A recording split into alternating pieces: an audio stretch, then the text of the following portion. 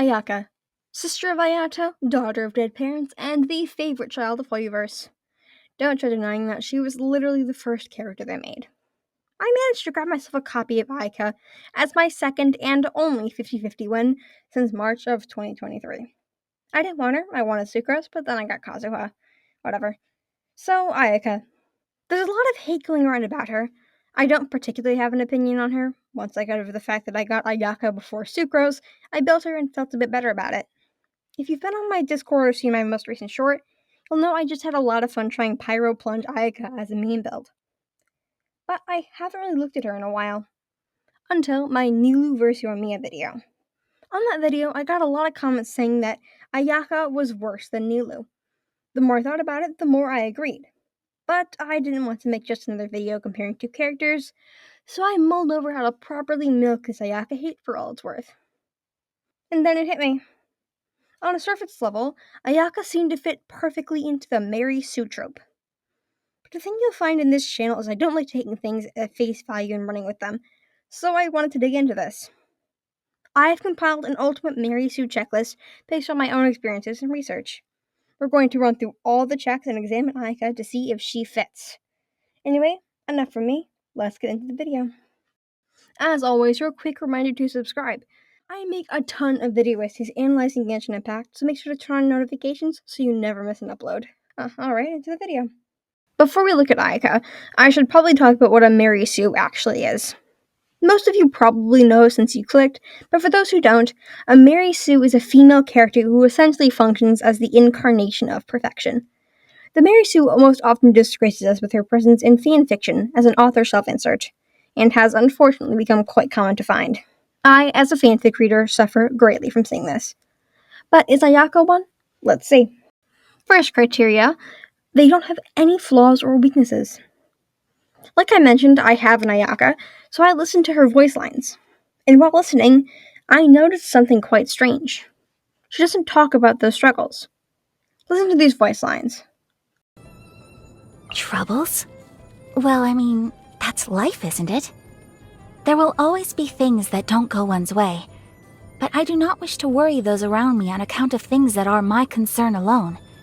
So it is best if I keep them to myself. In all other character lines, they talk about their troubles, as titled in the voice lines. But Ayaka doesn't do that. Her trouble is literally not being able to talk about her troubles. So on one hand, this is very interesting. Ayaka is a public figure. It's repeatedly emphasized that while Ayato is the true head, Ayaka is the one most often in the public eye, the face of the commission. I love this kind of storyline. It's what initially hooked me into Oshinoko until the whole incest plotline, and I dropped it immediately. It's really cool to have that first Trouble's voice line all cordial, and her second one unlocking at Friendship 6, when we've gotten to know her. But there's a problem. Here's the second Trouble's voice line. Openness is something I find very difficult. I constantly have to remind myself that as a lady of the Kamisato clan, there are countless people watching and countless expectations to live up to. I must be a model of exemplary conduct at all times. But even so, shouldn't I still follow my dreams? Shouldn't I share my true feelings with you? Okay, so editor Edis here. I was referring to the wrong voice line. They're both relevant, but this one right here, more about Kamisato Ayaka 5, more clearly demonstrates what I want to touch on. So yeah, keep both in mind though. What I want to say next is perhaps not befitting of a member of the Inazuma Shogunate, Yashiro Commission Kamisato clan, but unless I am mistaken, I trust that you will not take issue with a slight departure from convention on my part. That is to say, I'm a little tired. May I rest my head on your shoulder? Just for a moment. She doesn't tell us her troubles.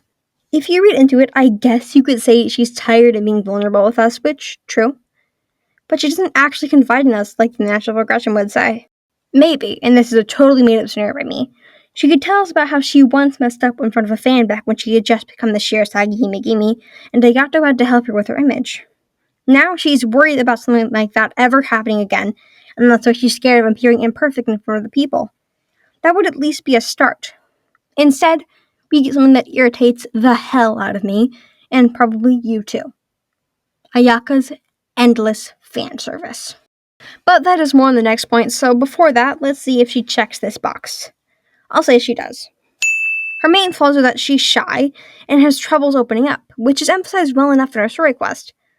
The problem with the flaws aren't the normal problem where they simply don't exist, but more so that we never get an in-depth look from her perspective. One NPC tells us she has a hard time opening up, and they show that she has a hard time opening up, but at every opportunity we give her to open up, she just doesn't. It's like she's in a cell, we hand her the key, she puts the key in the hole without turning the lock, and proceeds to complain about how she's stuck. It's so frustrating to see genuine potential for a character replaced for cheap fan service of her resting her head on her shoulder. Super disappointing. So now about her fan service. Another trait on the Mary Sue checklist is that they're incredibly attractive. While that's subjective in the case of Ayaka, the sheer amount of fan service her character gives us is ridiculous.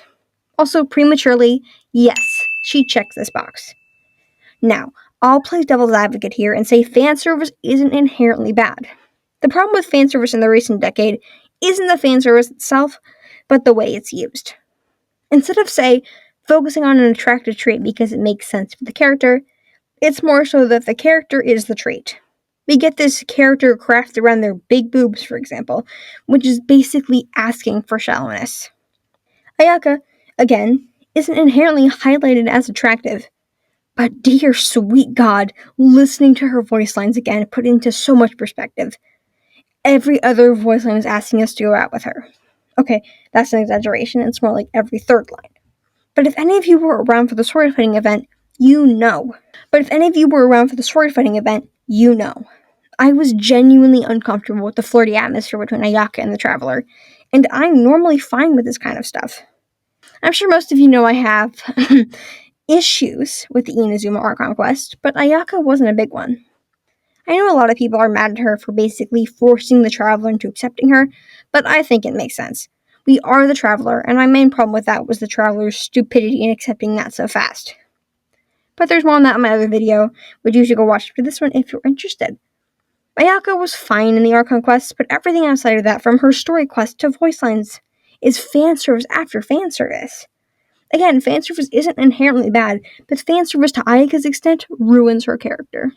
The next point of a Mary Sue is that they tend to be very passive, but still get all the credit.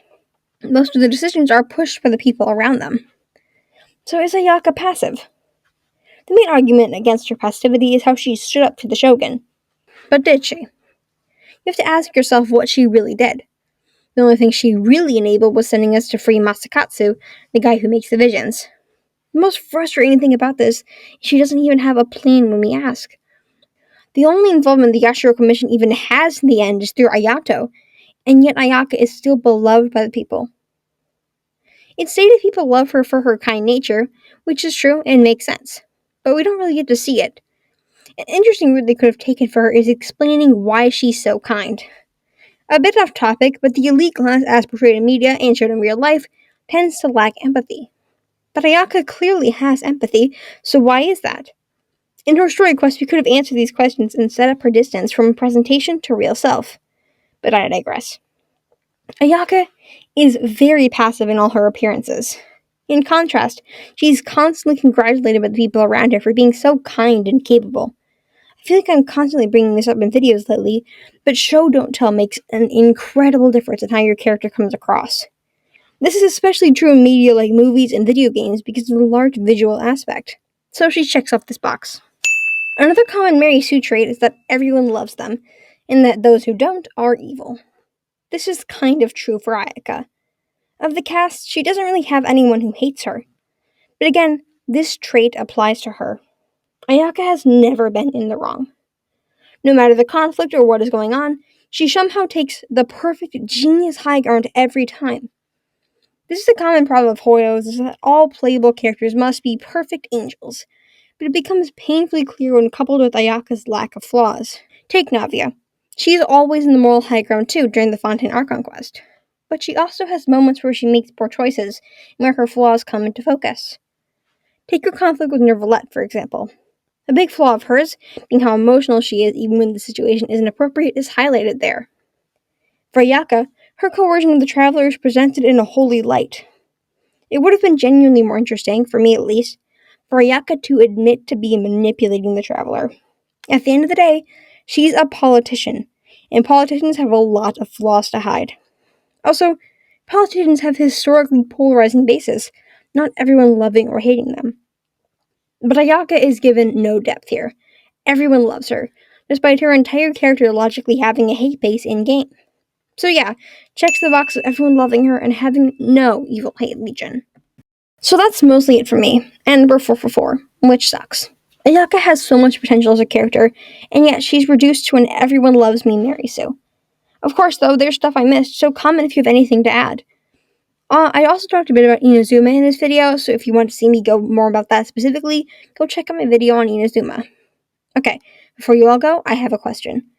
I've been thinking about making a series where I dive into and analyze why people like or hate certain characters, and maybe trying to fix the hates. I did something similar like this with Raiden a long time ago, and had some fun with that. But the reason I bring this up is I want to know who you'd want to see featured. Are there any characters you'd love or hate that you want me to look into? I posted something similar like this in my community tab too, so you can go check that out as well. If you want to go deeper in these conversations, be sure to check out my Discord linked below in the description. Anyway, that's all from me. Have a good morning, afternoon, evening, or night, wherever you are, and I hope to see you in the next one.